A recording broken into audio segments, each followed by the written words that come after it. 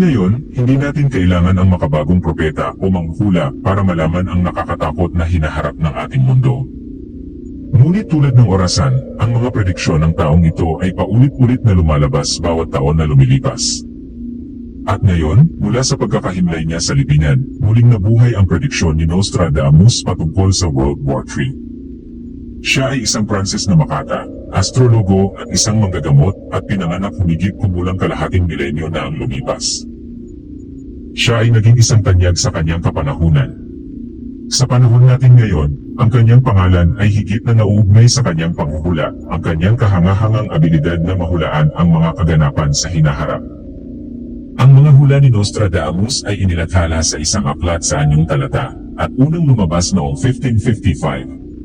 Ang mga naniniwala sa kanyang kakayahang makita ang hinaharap ay naniniwalang nahulaan niya ang mga kaganapan noong French Revolution, ang paghahari at pagbagsak ni Hitler, pag-assassinate kay John F. Kennedy at ang pinakahuli ay ang kamatayan ni Queen Elizabeth II. Ang mga talatang nakasulat sa aklat ay misteryoso at bukas para sa interpretasyon. Sinasabi ng mga kritiko na posibleng nahulaan ng talata ni Nostradamus ang mga makasaysayang kaganapan dito sa mundo. Ang mga pahayagan kagaya ng London's Evening Standard ay kinatrato ang kanilang mga mambabasa na may katotohanan sa mga propesiyang ito ni Nostradamus at lalong nagbibigay ng takot sa hinaharap ng mundo. Ayon sa mga naniniwala, ang mga nakasulat sa talata gaya ng ikalawang digmaan pandaigdig ay perpektong nahulaan ni Nostradamus, at sinasabing nahulaan din ito ang parating na ikatlong digmaan pagkalipas lamang ng 79 na taon.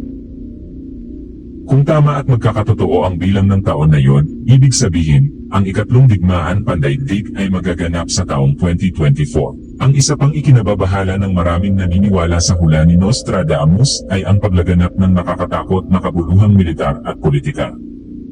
Katulad ng nangyaring mapinsalang digmaan sa Ukraine noong February 2022 pagkatapos itong lusubin ng mga Ruso na pinunduhan at sinuportahan naman ng mga bansang nasa kanluran o NATO, na sinabayan naman ng matinding pagsiklab ng tensyon sa Southeast Asia, na pinatindi ng China, isang bansang malakas ang ekonomiya, at may makapangyarihang militar na gustong sakupin ang malaking bahagi ng rehiyon, kasama ang Taiwan. Ang muling pagsiklab ng kabuluhan sa Israel at Gaza na pumukaw sa atensyon ng mga pandaigdigan media noong 2023.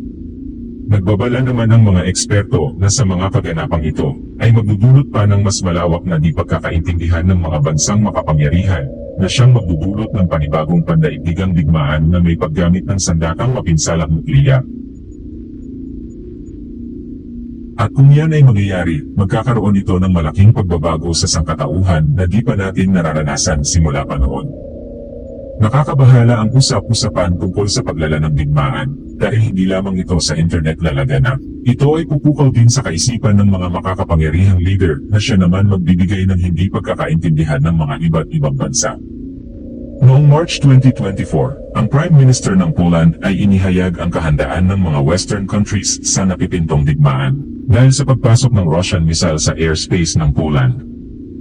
Ang digmaan ay hindi na konsepto ng nakaraan, ito ay katotohanan na pwedeng mangyari anuman oras mula ngayon. Sinabi din ng Prime Minister ng Poland na taasan ng mga European countries ang pondo pang militar, na nagtulak kay President Vladimir Putin na sabihin wala silang balak atakihin ang mga bansang miyembro ng NATO. Nagbabala din si British Foreign Secretary at dating Prime Minister na si David Cameron patungkol sa agresyon ng China, at sinabing kailangan makipagtulungan ng Estados Unidos, United Kingdom at Australia para mapalakas ang seguridad ng mundo. Sa kaparehong sitwasyon, nagpahayag din ang Al Jazeera ng pagkabahala sa hidwaang nagaganap sa pagitan ng Israel at Gaza sa gitnang silangan.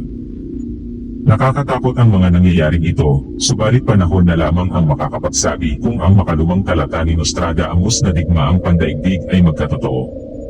Kung nagustuhan niyo ang ganitong kwentong kaalaman, please like, share and subscribe. Botanera Mix Vlog 2.0